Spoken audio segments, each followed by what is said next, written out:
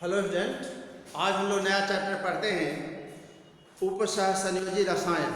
उपसह संयोजी यौगिक या रसायन पढ़ते हैं। चैप्टर 10 है, 10 चैप्टर है ना।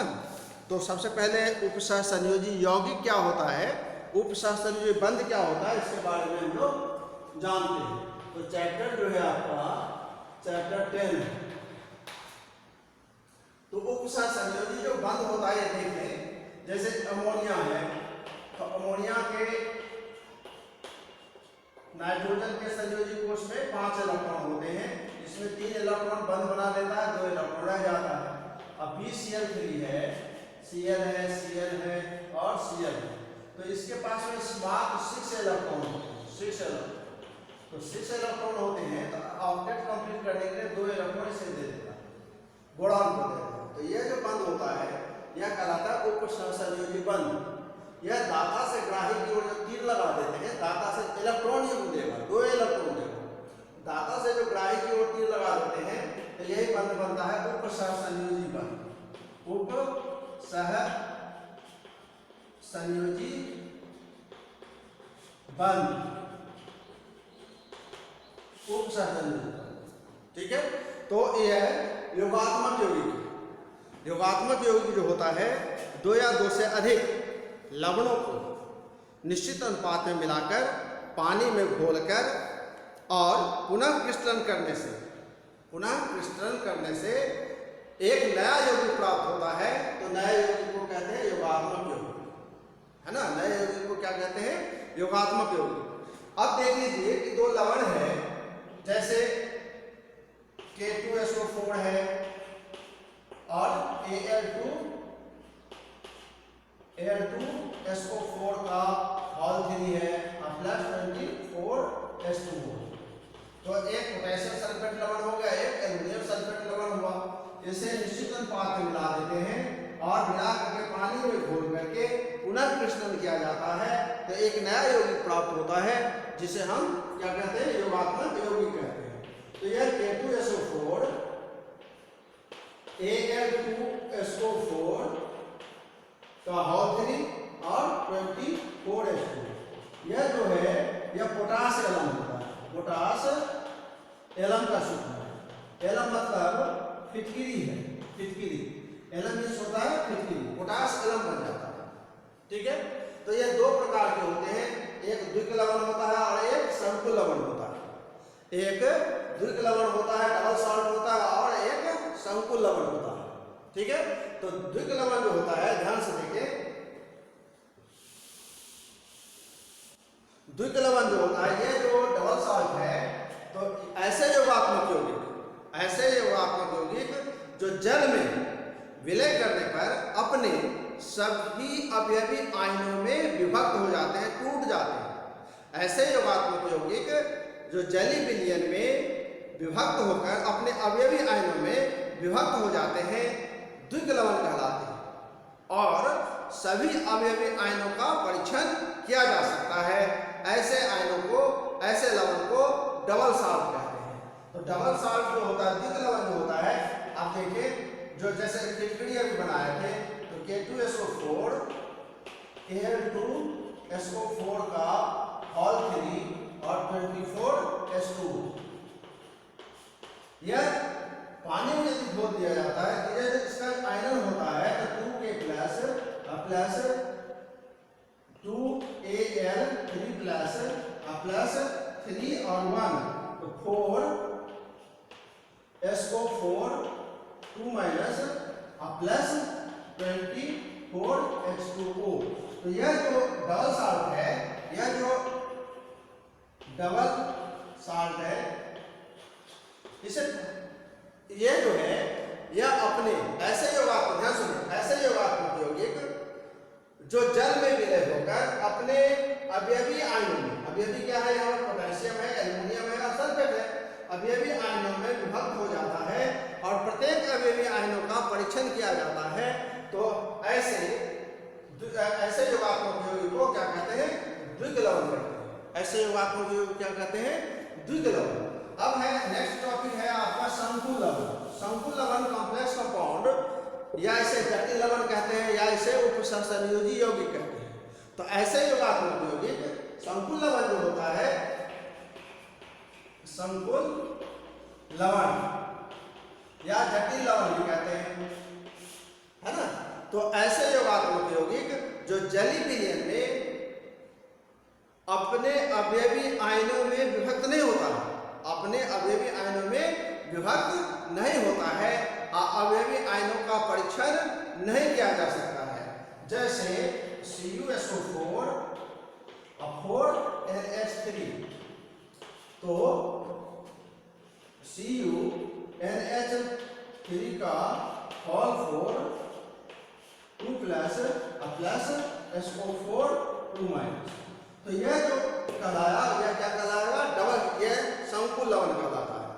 ठीक है, यह क्या कहलाएगा, संकुल लवण, जिसमें बड़े कोष्ठक लगा है, यह हो जाता है आपका संकुल लवण है, लवण। नाम हम लोग आगे इसके जो नोमेनक्लेचर है वह हम आगे पढ़ते हैं। तो समझ गए द्विक लवण में क्या होता है, ऐसे योगात्मक यौगिक जो जली विलयन में आयनित होकर सभी अवयवी आयनों का परीक्षण देता है, द्विक लवण कहलाता है। संकुल लवण होता है ऐसे योगात्मक यौगिक जो जली विलयन में आयनित नहीं होते और सभी अवयवी आयनों का परीक्षण नहीं किया जा सकता, और इसे क्या करते हैं, बड़े कोष्ठक में दर्शाते हैं। यह संकुल लवण कहलाता है, अथवा इसे जटिल लवण कहते हैं, अथवा उपसहसंयोजी यौगिक भी कहते हैं। अब है, यहाँ ध्यान दे, बहुत मुख्य मुख्य चीज हम लोग आज पढ़ रहे हैं। अब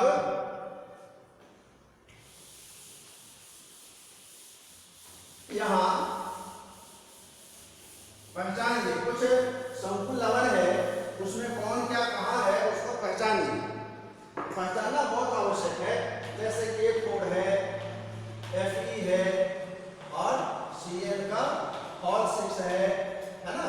तो यह जो कहलाता है, Fe जो है केंद्रीय धातु, केंद्रीय धातु आयन, इसे कहते हैं। Fe को जो बड़े कोष्ठक के जस्ट बगल में होता है, यह केंद्रीय धातु आयन होता है। यह जो कहलाता है लिगेंड, इंग्लिश में कहते हैं लिगेंड या संलग्नी कहते हैं, संलग्न, हिंदी में कहते हैं संलग्नी, इसे कहते हैं लिगेंड। यह जो संख्या देख रहे हैं, उप सह संयोजन संख्या, उप सह संयोजन संख्या या समन्वय संख्या, समन्वय संख्या कहलाता है। अब यह जो है, आप इसे यह जो कहते हैं उप सह संयोजन क्षेत्र कहलाता है, उप सह संयोजन क्षेत्र कहलाता है। बड़े कोष्ठक जो रहता है उसे कहते हैं, बड़े कोष्ठक में जो लिखा रहता है वह उप सह संयोजन क्षेत्र कहलाता है। यह आगे और यहाँ भी हो सकता है, इधर भी हो सकता है। यह आयनन का क्षेत्र, आयनन का क्षेत्र। अब देखें कि यह तो आयनन हो जाता है, लेकिन इस संकुल के बीच का आयनन नहीं होता, इसलिए इसे आपको परीक्षण नहीं किया जा सकता। और इसमें जो ऑक्सीडेशन नंबर हो जाते हैं, इसको रोमन में लिखते हैं। यह होता है ऑक्सीकरण संख्या, ऑक्सीकरण संख्या। फिर ध्यान से देखिए, यह बहुत अच्छा, बहुत इंपोर्टेंट चीज है, पहचानने का है। बड़े कोष्ठक के बगल में रहता है तो केंद्रीय धातु आयन, यह कोष्ठक में रहे या न रहे, यह लिगेंड कहलाता है। और जो यह संख्या दिया है, यह उप सहसंयोजन संख्या या समन्वय संख्या कहलाता है। बड़े कोष्ठक का होता है, यह उप सहसंयोजन क्षेत्र होता है। और ऊपर में इसके ऑक्सीकरण रोमन में लिखे जाते हैं, यह ऑक्सीकरण संख्या कहलाता है। ठीक है, और इसके बाएं तरफ भी हो सकता है और दाएं तरफ भी। तो यह जो होता है आयनन का क्षेत्र कहलाता है, आयनन का क्षेत्र। तो कुछ टर्मिनोलॉजी है, इसे हम देखते हैं।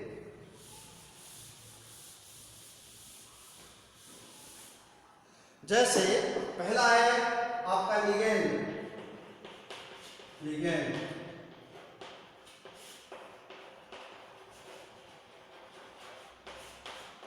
कोई परमाणु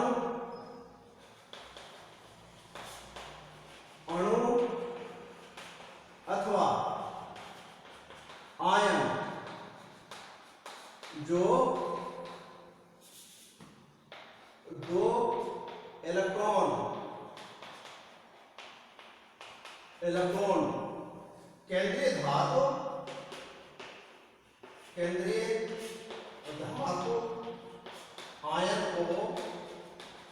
आयन को देने में समर्थ हो लिगेंड कहलाता है ना, लिगेंड कहलाता है। जैसे कोई भी Cl माइनस हो गया, Cl माइनस हो गया, है ना, OH माइनस हो गया, ठीक है, और बहुत सारे हैं, OH माइनस है, H2O है ना, ये सब क्या कहलाता है, लिगेंड। तो ये ऋणावेशित भी हो सकता है, धनावेशित भी हो सकता है, और उदासीन भी हो सकता है। जैसे यह दोनों जो है, यह NH3 उदासीन लिगेंड है, यह सब क्या है, उदासीन है, इसमें कोई आवेश नहीं है, उदासीन लिगेंड कहलाता है ना, इसमें कोई आवेश नहीं है, इस पर आवेश है, इस पर आवेश, इस पर आवेश है। तो समझ गए क्या होता है लिगेंड? कोई परमाणु, अणु अथवा आयन जो दो इलेक्ट्रॉन केंद्रीय धातु आयन को देने में समर्थ हो, लिगेंड कहलाता है। अब है, आप देखिए, वह परमाणु इलेक्ट्रॉन युग्म देता है, उसे कहते हैं इलेक्ट्रॉन दाता परमाणु कहलाता है। वह परमाणु इलेक्ट्रॉन युग्म देता है, उसे कहते हैं दाता परमाणु। तो दाता परमाणु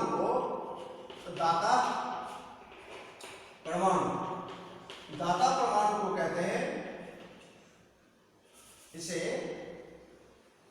डेंटेड कहते हैं, है ना, क्या कहते हैं, दंतूर। दंतूर।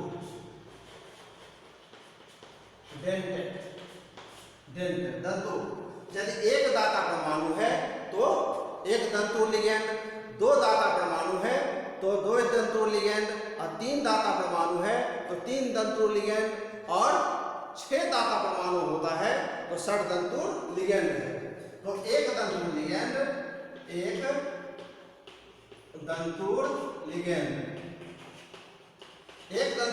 में क्या होता है कि एक ही परमाणु इलेक्ट्रॉन युग्म प्रदान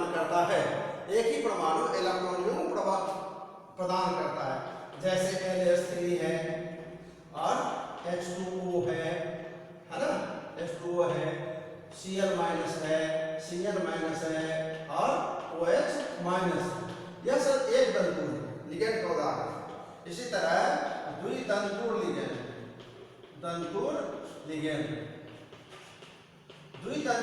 में तो दो दाता परमाणु होगा, जैसे एथिलीन, डायमीन, इसका सूत्र हो जाता है H2N, single bond CH2, single bond CH2, single bond NH2। अब यह दोनों नाइट्रोजन जो होता है, यह दाता परमाणु है, इसे जो है शॉर्ट में लिखा जाता है द्विदंतूर लिगेंड। इसी तरह oxalate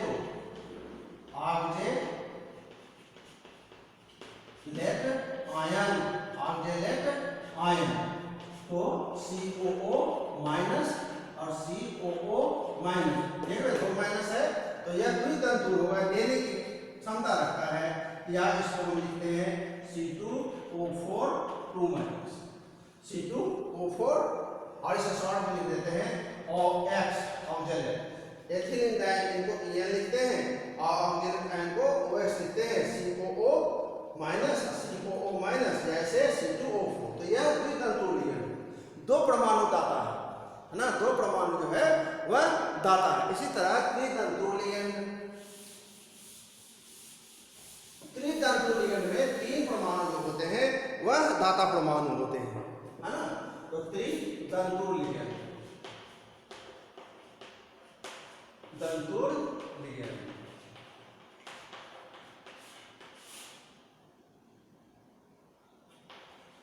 ethylene, diethylene ट्राइमीन,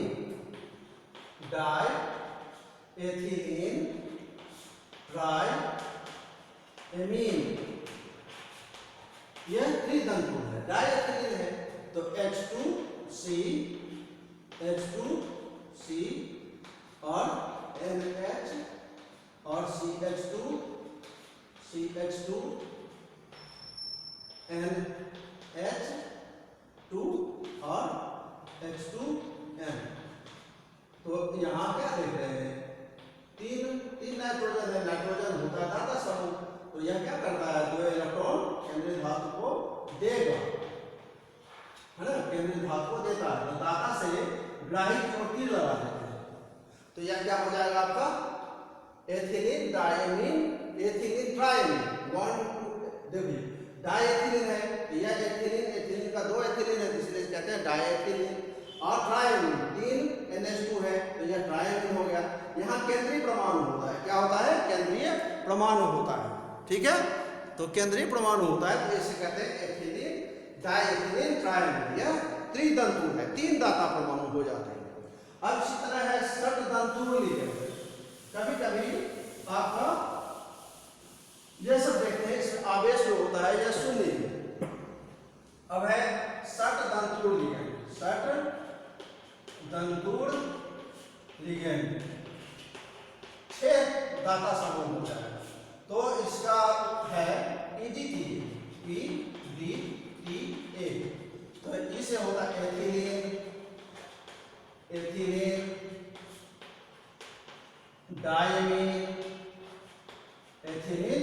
diamine tetra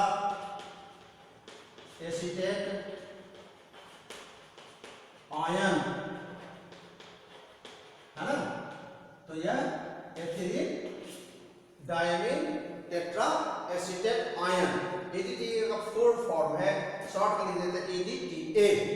तो एथिलीन डायमीन कह रहा है, एथिलीन डायमीन, तो CH2 और डायमीन नाइट्रोजन का संयोजन का 3 होता है, तो 3 बंधन लगा दी, और CH2 COO माइनस और CH2 COO माइनस। अब इसी तरह उल्टा, है ना, COO minus CH2 COO minus. तो क्या देखते हैं यहाँ पर, एक दाता समूह हो गया, दूसरा दाता समूह हो गया, और यह तीसरा दाता समूह, चौथा दाता समूह, 5वां दाता समूह और 6वां दाता समूह। इसके जो आवेश हैं, आवेश होते हैं, आवेश -4 होते हैं, क्योंकि 4 1 2 3 4 ये आवेश याद रखना होता है, याद रखेंगे आवेश तो आप इसको क्या कर सकते हैं, आवेश यदि याद है तो आप इसके ऑक्सीकरण संख्या निकालने में आपको सुविधा होगी, ठीक है। अब हम लोग नेक्स्ट टॉपिक पढ़ते हैं। अब है कीलेट लिगेंड। कीलेट लिगेंड कहा जाता है जब कोई बहुतंतुर लिगेंड केंद्रीय धातु से जुड़कर चक्रीय संरचना वाला यौगिक बनाता है, तो उसे कहते हैं कीलेट लिगेंड। यह कीलेट लिगेंड, ये सब आपका परिभाषित शब्द है, परिभाषा सब पूछता है बोर्ड में, ठीक है। अब है कीलेट लिगेंड,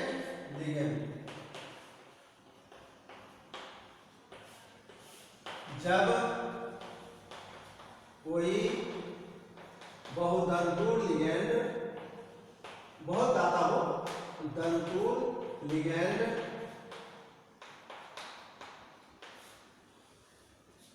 जब कोई बहुतंतुर लिगेंड केंद्रीय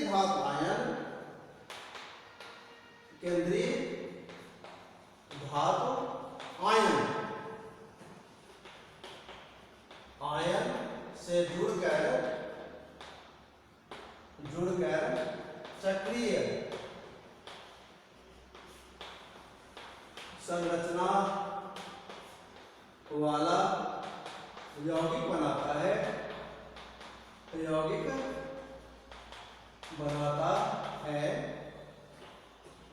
तो उसे कीलेट लिगेंड कहते हैं, लिगेंड कहते हैं। जब कोई बहुतंतुर लिगेंड केंद्रीय धातु आयन से जुड़कर चक्रीय संरचना वाला यौगिक बनाता है, यह कहलाता है कीलेट लिगेंड। जैसे CU एथिलीन डाइमीन। तो H2N H2C H2C और NH2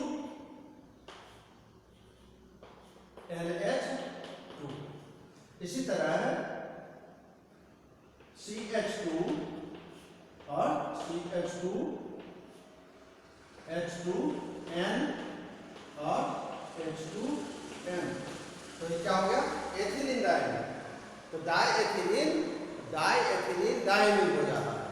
और केंद्रीय भाग जैसे CU है और सभी नाइट्रोजन के पास में दो इलेक्ट्रॉन होता है। नाइट्रोजन के पास में क्या होता है? दो इलेक्ट्रॉन होता है जो बंध बनाने में भाग ले लेते हैं।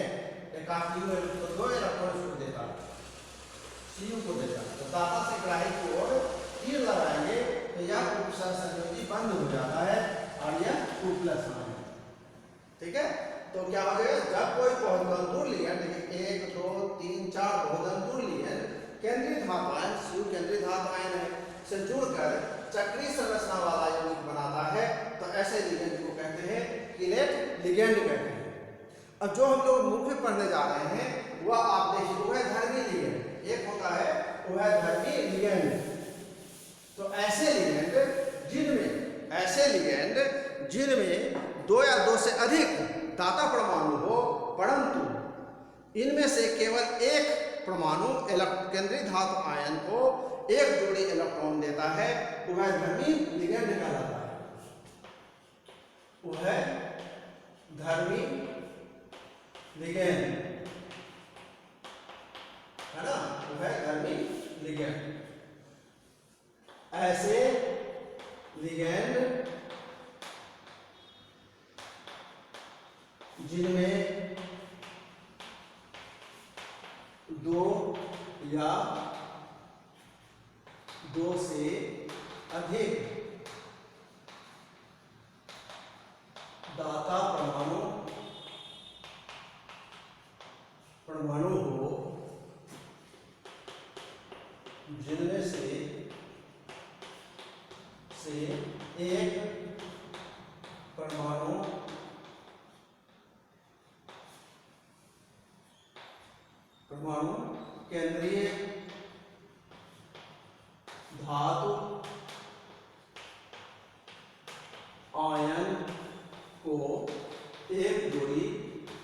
एक परमाणु केंद्रीय धातु आयन को एक जोड़ी इलेक्ट्रॉन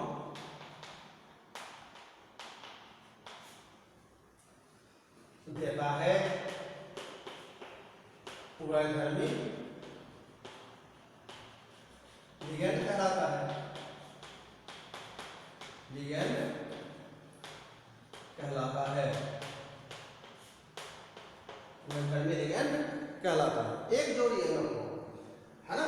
ऐसे लिगेंड जिनमें दो या दो से अधिक दाता परमाणु हो, लेकिन है ना, दो या दो से अधिक दाता परमाणु हो, जिनमें से एक परमाणु केंद्रीय धातु आयन को एक जोड़ी इलेक्ट्रॉन देता है, जैसे Cn- और Nc-, NO2 और ONO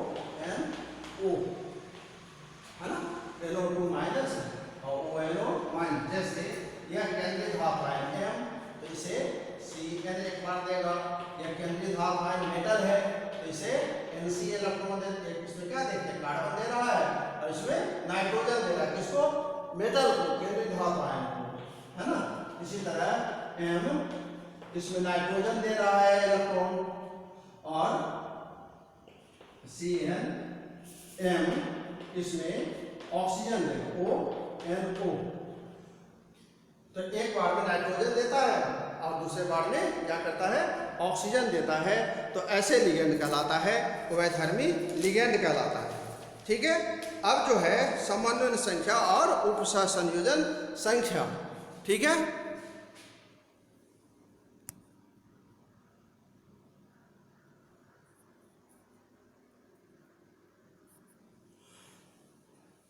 तो आज हम इतने तक पढ़ते हैं और हम आगे देखते हैं। ठीक है? आप लोग सब्सक्राइब नहीं करते हैं, लाइक नहीं करते हैं, आपका अटेंडेंस बनता है। Okay, thank you, best of luck. शुभ दीपावली। दीपावली का समय है तो बहुत शुभ दीपावली। आप ज़्यादा पटाखा ना फोड़ें।